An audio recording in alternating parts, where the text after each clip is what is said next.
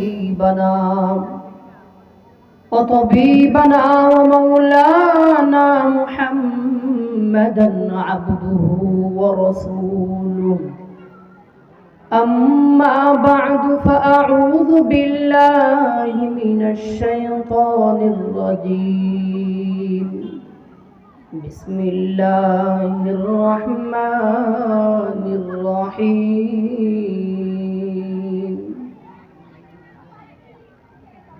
ولنبلونكم بشيء من الخوف والجوع ونقص من الأموال والأنفس والثمرات وبشر الصابرين الذين إذا أصابتهم مصيبة قالوا إنا لله وإنا إليه راجعون وقال الله تعالى في موضع آخر وذا النون إذ ذهب مغاضبا فظن أن لن نقدر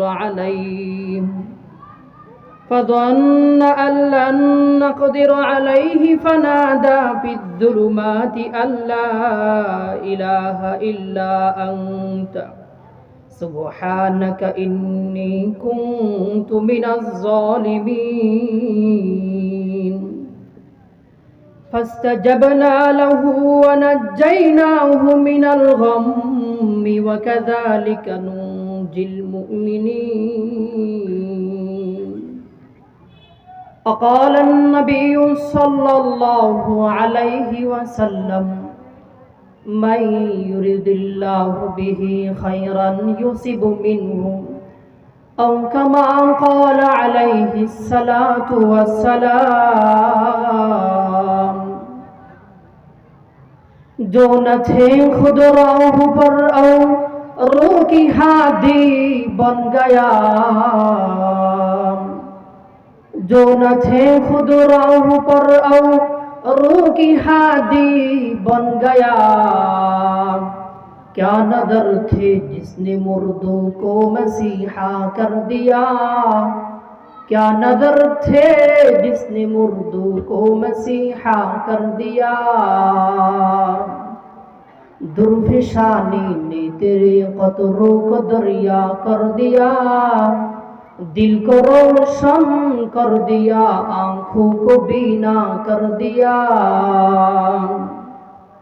যেদিন তুমি এসেছিলে ভবে কেঁদেছিলে তুমি হেসেছিল সবে যেদিন তুমি এসেছিলে ভবে কেঁদেছিলে তুমি হেসেছিল সবে এমন জীবন তুমি করো হে গঠন মরণে হাসিবে তুমি কাঁদিবে ভুবন মাদ্রাসায়ে নূরুল কুরআন মশওয়ার উদ্যোগে তৃতীয় বার্ষিক ইসলামী মহাসম্মেলনের শ্রদ্ধেয়বাজন সভাপতি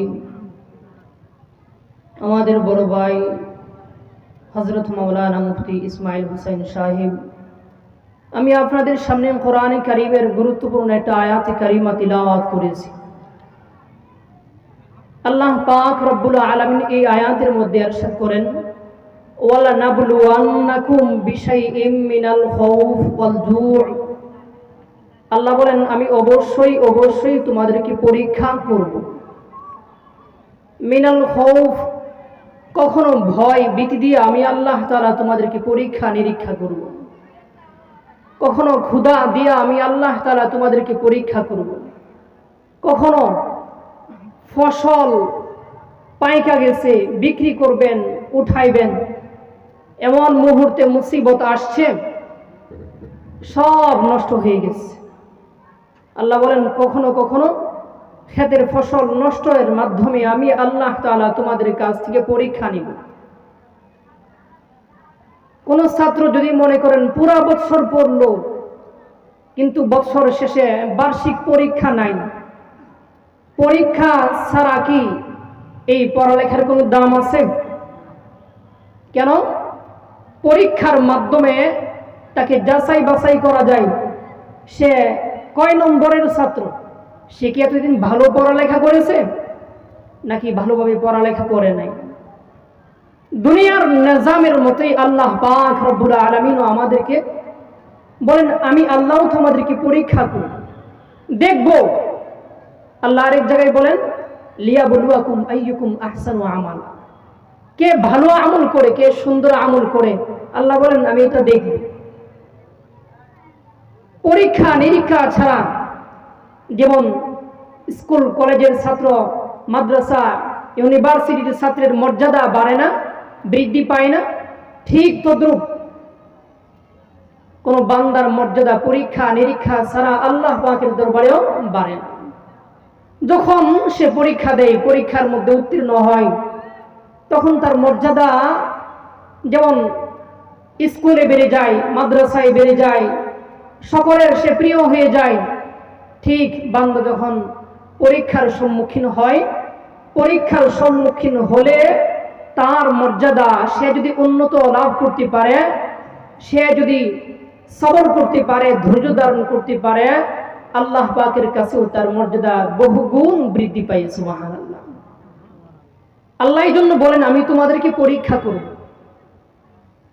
আল্লাহ বলেন, আফাহসিবতুম আন্নামা খালাকনাকুম আবাসা, তোমরা তো মনে করতেছো, তোমাদের তো ধারণা হচ্ছে, আফাহসিবতুম আন্নামা খালাকনাকুম আবাসা, আমি আল্লাহ তাআলা অনর্থক তোমাদেরকে বানাইছি, তো তোমাদের ধারণা মাত্র। আল্লাহ বলেন না, আমি আল্লাহ তাআলা তোমাদেরকে অনর্থক বানাই নাই।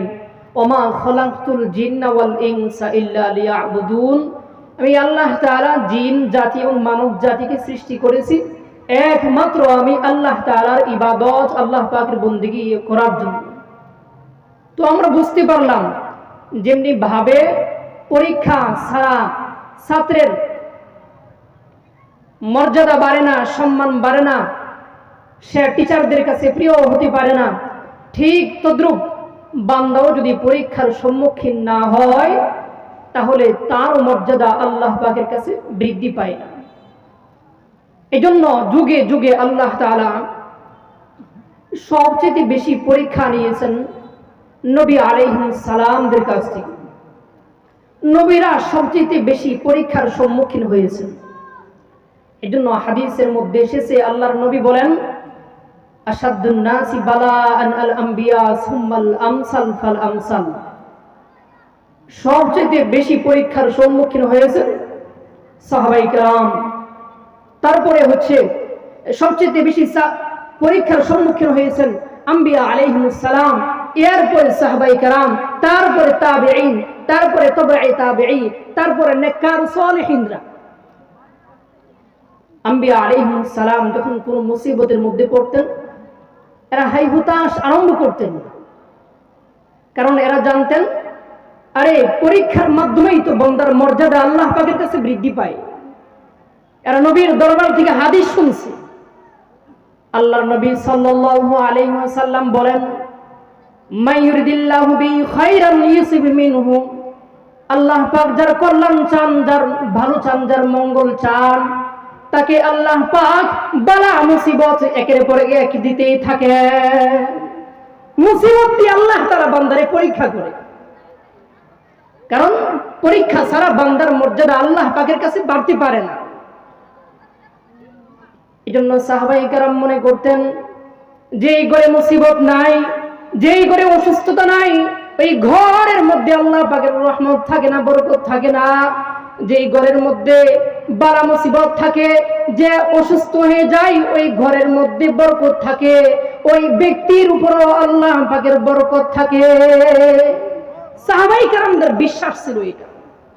আর আমরা সামান্য একটু মুসিবতে পড়লে, ও আল্লাহ কি আর লোক দেখছেন না, উদা আমারই ভাইস, নমাজ পড়ি, রোজাও রাখি, হজও করি, সব কিছু আমার ঠিক আছে, ঘুরা ফিরা বিপদ যা আছে সব আমার উপরেই আই। মাঝে মধ্যে অনেক মানুষ বেকুফ তো আহমদ নির্বোধ বইলা ফেলে, আল্লাহ কি আর কেউ চোখে দেখে না, বলেন এরকম বইলা ফেলে। তা আমরা নির্বোধ হওয়ার কারণে এমন বলে ফেলি, অথচ আল্লাহ পাক মাঝে মধ্যে বান্দাকে মুসিবত দেয় বান্দার গুনাহ খাতা মাফ করার জন্য। কখনো কখনো বান্দাকে মুসিবত দেয় বান্দার মর্যাদা আল্লাহ পাকের দরবারে আরো বৃদ্ধি করাইবার জন্য। সুবহানাল্লাহ। কখনো কখনো বান্দাকে মুসিবত দেয়, দেখে বান্দা তো আমার থেকে সম্পর্ক একটু দূরে সরে গেছে, বান্দা তো আমার দিকে আর ফিরতেছে না, বান্দা আমাকে ভুলে গেছে।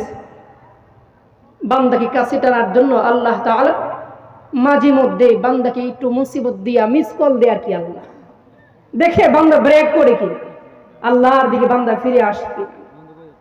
এই জন্য আল্লাহ পাক আমাদের উপরে একের পর এক মুসিবত দিতে থাকে না, কিন্তু আমরা মুসিবত আসলে সবর করতে পারি না, ধৈর্য ধারণ করতে পারি না।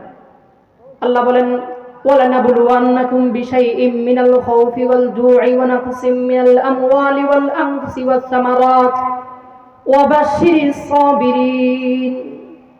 হে হাবিব, যারা সবর করে মুসিবতের মধ্যে পড়ে আল্লাহর গালিগালাজ করে না, সবর করে ধৈর্য ধারণ করে, আল্লাহ তাআলার নবীকে বলেন, নবী আপনি তাদেরকে জান্নাতের সুসংবাদ শোনায়া দেন।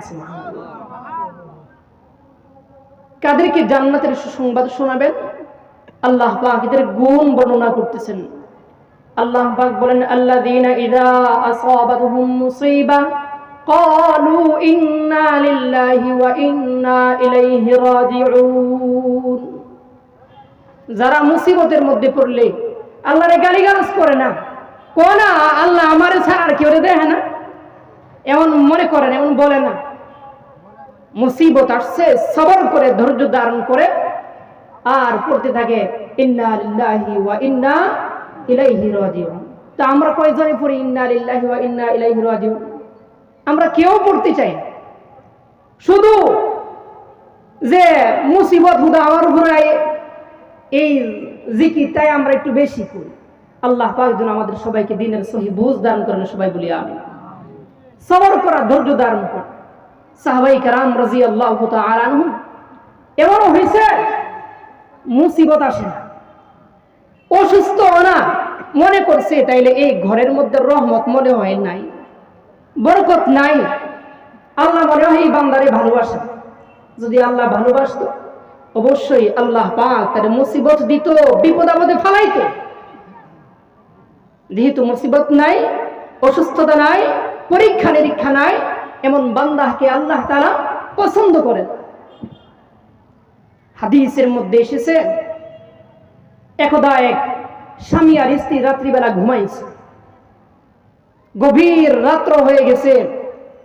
স্বামী হঠাৎ করে স্ত্রীকে বলতেছে যে আমার পানির পিপাসা লেগেছে, একটু পানির ব্যবস্থা করো, পানি দাও আমাকে। স্ত্রী দেখতেছে ঘরের কলসির মধ্যে পানি নাই, ঘরে কোথাও পানি নাই। আগেকার দিনে তো আমরার মতো ঘরের ভিতরে সব ব্যবস্থা ছিল না। এখন না আমরা আল্লাহ অনেক সুযোগ সুবিধা কইরা দিচ্ছি।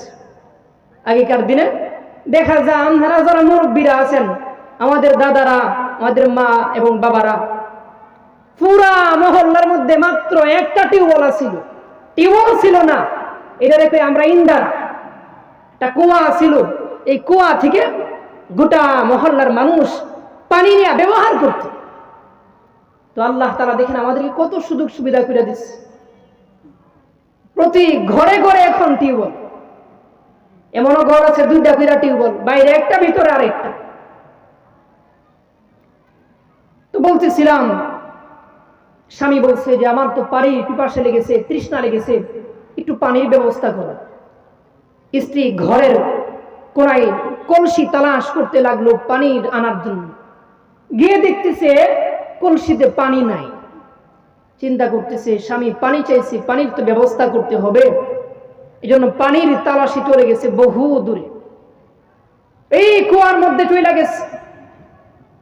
গ্রামের শেষ মাথায় রাত্রি নিশীথে একা একা ঝোঁক দিয়া পানি আইসা দেখতেছে প্রাণের স্বামী আবার ঘুমায় গেছে। তো চিন্তা করতেছে ডাক দিব না দিব না। স্বামীরে যদি ডাক দেই তাইলে তো আরামের ঘুমটা নষ্ট হয়ে যাইব, আর যদি ডাক না দেই আমি নিজেও ঘুমায়া পড়ি, একটু পরে ঘুম থেকে উঠা যদি আবারও পানি চাই তাইলে তো আমার স্বামী কষ্ট পাবে। এটা মনে কইরা নেককারিনী স্ত্রী স্বামীরে ডাক না দিয়া পানির গ্লাসটা নিয়া স্বামীর বালিশের পাশে শিওরের পাশে সারা রাত দাঁড়ায় রয়েছে। সুবহানাল্লাহ। আমরা দেশের মহিলারা এমন নেককার আসেনি হন। আমরা দেশের মহিলারা যদি আপনি কোন একটু পানি দানো পানি আইনা খাইতার না,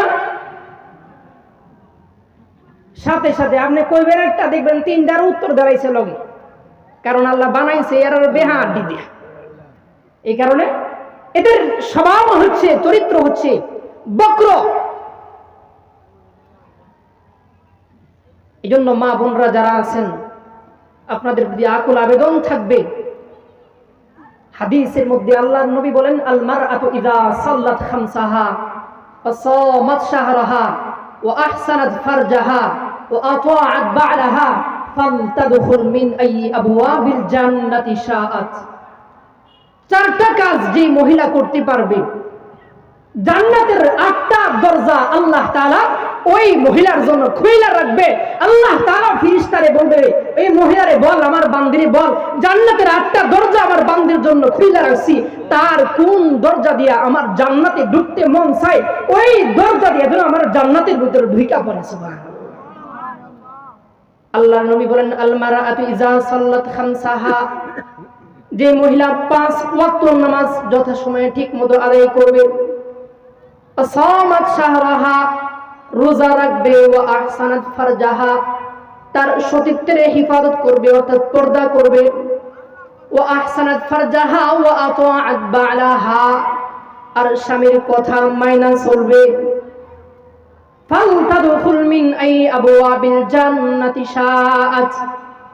পয়গম্বর বলেন, এমন মহিলার জন্য এই 4টা গুণ যে মারা যে বোনেরা অর্জন করতে পারবে, জান্নাতের 8টা দরজা আল্লাহ তাআলা ওই মহিলার জন্য খুলে রাখবে।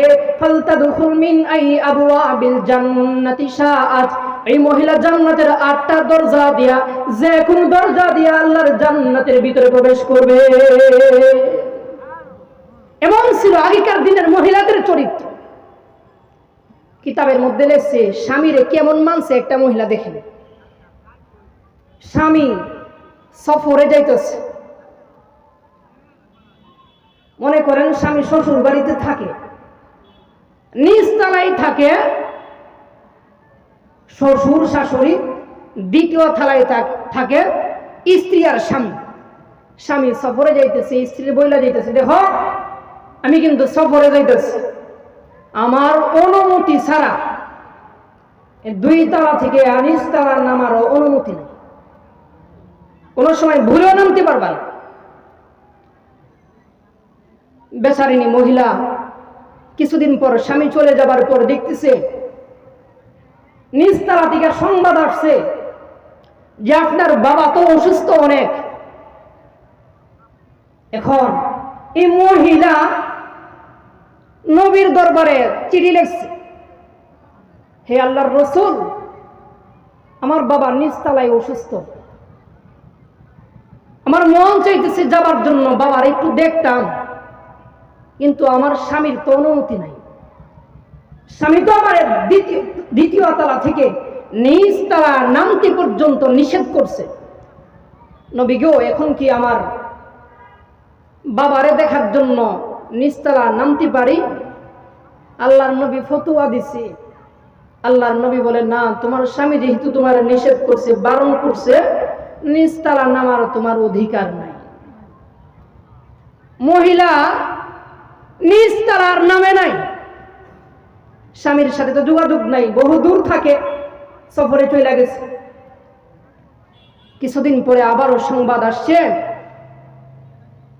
নিজ তলা থেকে দ্বিতীয় তলায়, যে তোমার বাবা তো অসুস্থ ছিল, আজ তোমার বাবা দুনিয়া থেকে বিদায় নিয়ে চলে গেছে, যাও তুমি নিজ তলা। মহিলা আমরার দেশের আমরার মা বোনের মতন নবীর দরবারে আবারও চিঠি লিখছে, হে আল্লাহর রাসূল,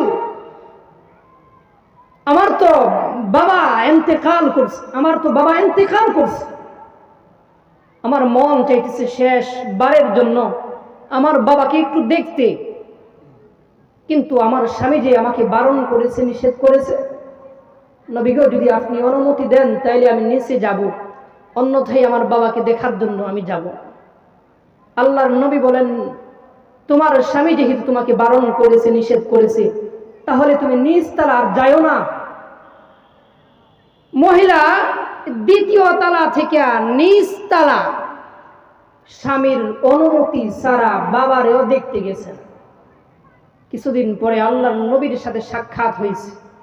আল্লাহর নবী সাল্লাল্লাহু আলাইহি ওয়াসাল্লামকে কাছে মহিলা স্বপ্ন বলতেছে, ইয়া রাসূলুল্লাহ, ইয়া হাবিবাল্লাহ, আমি তো আমার বাবাকে দেখতে যাই নাই, কিন্তু আমি যখন ঘুমাইছি কবর দেবার পর রাত্রি নিশীতে ঘুমানোর পরে আমি স্বপ্নে দেখতেছি আমার বাবা আল্লাহর জান্নাতের ভিতরে ঘোরাফেরা করতেছে। সুবহানাল্লাহ। আল্লাহর নবী বলেন, তুমি যে স্বামীর কথা মানছো, এটার বরকতে আল্লাহ তাআলা তোমার বাবারে মাফ করে দিয়েছে। সুবহানাল্লাহ। হাসরের ময়দানে আল্লাহ তাআলা বাহানা তালাশ করবে আপনারে আমারে মাফ করার জন্য। এজন্য কবি বলেন, রহমতে হক বাহা নামি জুয়াত, রহমতে হক বাহা নমি জুয়াত। আল্লাহ তাআলা বান্দারে মাফ করার জন্য যোগ্যতা তালাশ করে না, আল্লাহ তাআলা বান্দাকে মাফ করার জন্য বাহানা তালাশ করতে থাকে। সুবহানাল্লাহ। তো বলতেছিলাম, নবীর যুগের মহিলার চরিত্র কেমন ছিল? চিন্তা করতেছে, যদি স্বামীরে ডাক দেয় ঘুমের ব্যাঘাত ঘটবে, আমার স্বামী কষ্ট পাবে, স্বামীরে ডাক দিল না, গ্লাস নিয়ে সারা রাত দাঁড়ায় রয়েছে। রাত্রি শেষে যখন ফজরের নামাজ আদায় করার জন্য স্বামীর ঘুম ভাঙছে, স্বামী তাকায়া দেখে প্রাণের স্ত্রী গ্লাস নিয়া তার বালিশের পাশে, শিওরের পাশে দাঁড়ায় রয়েছে। সুবহানাল্লাহ বলতেন না? সারা রাত দাঁড়ায় রয়েছে। সাহাবী আশ্চর্য হয়ে গেছে, আশ্চর্য হইয়া বলতেছে, তুমি সারা রাত আমার জন্য এইভাবে কষ্ট করলা? উনিও তো সাহাবিয়া, নবীর আদর্শে আদর্শিত। উনি বলে, আমি তো কিচ্ছু করতে পারি নাই, শুধুমাত্র স্বামীর একটু সেবা করার চেষ্টা করছি। সুবহানাল্লাহ। কারণ এটাও তো আমার নাজাতের ওসিলা হইতে পারে। স্বামী খুশি হয়ে এবার বলতেছে, তুমি এমন খেদমত করছো, আমার কলজাটা জুড়ায় গেছে গা। তুমি আমার কাছে কি চাইবা চাও, আজকার দিনে যা চাইবা তাই তোমার দিব। আমরা ভাবতেছি মনে হয় স্বর্ণ অলঙ্কার চাইব। আমরা দেশের বেটেনদের তো কোন হ্যাঁ, তোর কি লাগবো ক, আজ যা যা চাইবে তাই দিব। আপনার কাছে চাইব কি যে আমারে গলার একটা হার কিনা দেউন, 22 ক্যারেট দা নেকলেস বানায় দেউন লাগবো। অনেকদিন ধরে সব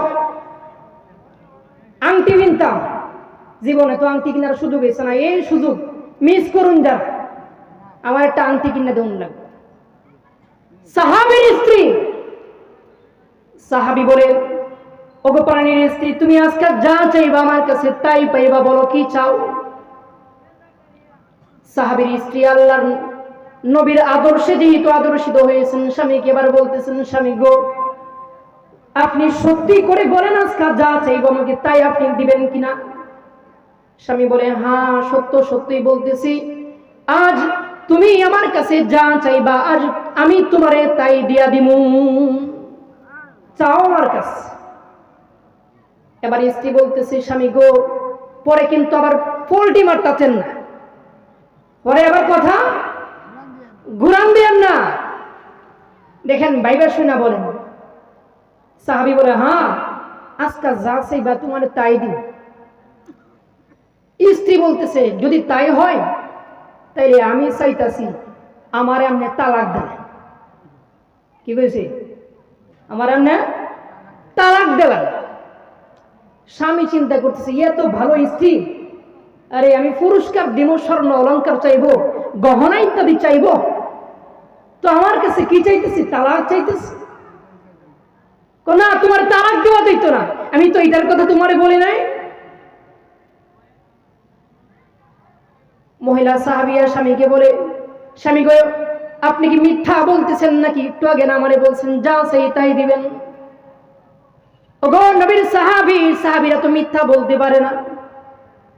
একটু আগে আপনি ওয়াদা করলেন যা চাই তাই দিবেন।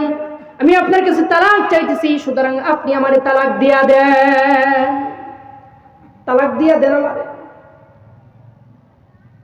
আল্লাহর নবীর সাহাবী বলতেছে, তুমি তো আমারে যে সিফার মধ্যে ফালছো,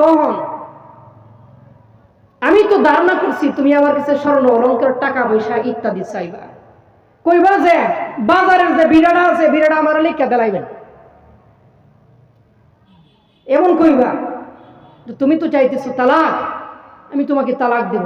কারণ তোমার মতো নেককার স্ত্রী পায়া কয়জনের ভাগ্যে ঘটবে এমন নেককার স্ত্রী পাও? আমি তো কালো মানুষ, তুমি সুন্দরী, তোমার মতো একজন নেককার স্ত্রী পাইছি, এটার চাইতে ভাগ্য আর কি হইতে পারে? আমি তোমারে তালাক দেব। মহিলা একটু আগে কিন্তু ওয়াদা করছেন তালাক দিবেন, যা চাই তা দিবেন। ইদা ওয়াদা আখলাফা। মুনাফিকের কয়েকটা আলামত আছে। আয়াতুল মুনাফিকি সালাস, মুনাফিকের আলামত তিনটা।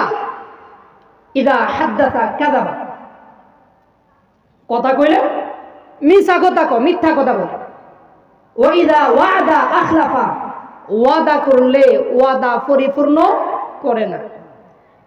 ওয়া ইদা তুমিনা খান, আমানত রাখলে খেয়ানত করে। এই তিনটা বদ স্বভাবের লোক আমরা এলাকার মধ্যে একজনও নাই, আছে? অভাব নাই এই বদ স্বভাবের। এই গুণ বিশিষ্ট লোকের আমাদের মধ্যে অভাব। এই বদ গুণওয়ালা লোকের আমাদের সমাজের মধ্যে কোনো অভাব নাই। স্বামীরে বউ ওয়াজ কইরা বুঝা। দেখেন মুনাফিকদের আলামত কিন্তু তিনটা, এর মধ্যে একটা অন্যের সাথে মিল্লা। এখন দেখেন কি করবেন। স্বামী বলে গেছে বিপাকে, স্বামী বলে আচ্ছা তে সকালবেলা আমি আর তুমি দুইজনে মিললা শেষ রাত্রে নবীর দরবারে যামু, নবীরে ফতুয়া জিগামু, নবী যে ঘটনা খুইলা বলমু, নবী যদি সিদ্ধান্ত দেয় তোমারে তালাক দেওয়ার জন্য, তালাক দিয়ে দিবে। আর যদি নবী বলে না তালাক দেওয়া যাবে না, তাইলে আমি তোমারে তালাক দিব না। নবীর ফায়সালা মানবা? স্ত্রী বলে হ্যাঁ। স্ত্রীও মনে করতেছে আরে নবীর কাছে গেলে তো নবী এমনি কেব, যেহেতু ওয়াদা করছ তাহলে তালাক দিয়ে দাও। স্ত্রী খুব খুশি। দুইজন স্বামী আর স্ত্রী রওনা হয়েছে। যাইতে যাইতে, আগেকার দিনে তো আমাদের মতো ভালো রাস্তাও ছিল না। যে রাস্তা দিয়ে যাচ্ছিল ওই রাস্তার মধ্যে পাথর ছিল, পাথরের কণা ছিল। পাথরের ধারালো পাথরের সাথে ঘর্ষণ লাগিয়া পাটা কাইটা গেছে, অনেকটাই কাইটা গেছে। রক্ত বের হওয়া আরম্ভ করেছে। ডাক্তারও তো নাই। স্ত্রী নিজের কাপড় ছিঁড়া স্বামীর পায়ের ব্যান্ডেজ করছে, কাপড় দিয়ে সুন্দর করে বাঁধছে। বলতেছে স্বামীকে আপনি একটু আরাম করেন, একটু ভালো লাগলে তারপরে নবীর দরবারে যাব। একটু আরাম করার পরে স্বামী বলতেছে চলো তাড়াতাড়ি নবীর দরবারে যাই, নবীকে যাই মাসআলা জিজ্ঞাসা করি। স্ত্রী আর যাওয়ার দরকার নেই। স্ত্রী কি বলছে? আর যাওয়ার দরকার নাই। আরে না, চলো যাই নবীর দরবারে। তুমি তো না এলে বাড়ি থেকে আবার কিবা তালাকের কথা। চলো নবীর দরবারে যাই, দেখি নবী কি বলে। স্বামী বলতেছে চলো নবীর দরবারে যাই। স্ত্রী আর দরকার নাই, নবীর দরবারে আর যাব না। স্বামী বলতেছে তাইলে কি তুমি তালাক লাগবে না তোমার? তুমি না কিছুক্ষণ পূর্বে আমার কাছে তালাক চাইছিলে। স্ত্রী বলে এখন তালাকেরও আমার দরকার নাই। সুবহানাল্লাহ, এখন তালাকেরও দরকার নাই আমার। আমি আর আপনার কাছে তালাক চাইব। স্বামী অবাক হয়ে গেছে, আশ্চর্য হয়ে গেছে, কিরে একটু আগে আমারে বিরক্ত বানায় হারাইছে তালাকের লাগিয়া, আর এখন নবীর দরবারে যাইতাছি, এখন কো আর তালাক দরকার নাই, বিষয়টা কি? তারপরে স্বামী স্ত্রীকে বলতেছে, আচ্ছা তুমি না একটু আগে আমার কাছে তালাক চাইছিল, আবার এখন পুরা উল্টা তালাক চাইতেছ না, তার কারণটা কি? স্ত্রী স্বামীকে বলতেছে, প্রাণের স্বামী গো, শুনুন, আপনিও নবীর দরবার থেকে হাদিস শুনছিলেন, আমিও নবীর দরবার থেকে হাদিস শুনেছিলাম, মাই ইউরিদিল্লাহু বিহি খায়রান ইউসিবু মিনহু, আল্লাহ পাক যার মঙ্গল চা, যার কল্যাণ চা, তারে আল্লাহ তাআলা মুসিবত দেয়। সুবহানাল্লাহ। কিন্তু আমি এত বছর হয়েছে আপনার কাছে বিবাহ বসছি, এই এত বছরের ভিতরে আপনার দেখলাম না কোনোদিন জ্বর হইতো, জ্বর হয়েছে না আপনার, একটু মুসিবতের মধ্যে পড়ছেন, এমনও দেখলাম না। আপনার সুখ স্বাচ্ছন্দ্যে আপনার জীবন অতিক্রম করতেছিলেন, কোনো সময় আপনি একটু অসুস্থ হয়েছেন। এই জন্য আমি মনে মনে ভাবতেছিলাম, হায়রে এমন কপাল ফুরা, এমন বরকতহীন লোকের কাছে আমার মা বাবা আমার বিয়া দিছে, যে লোকটারে আল্লাহ তাআলা পছন্দ করে না, পছন্দ করলে তো বিপদ দিত আল্লাহ, এই ঘরে তো বিপদ নাই।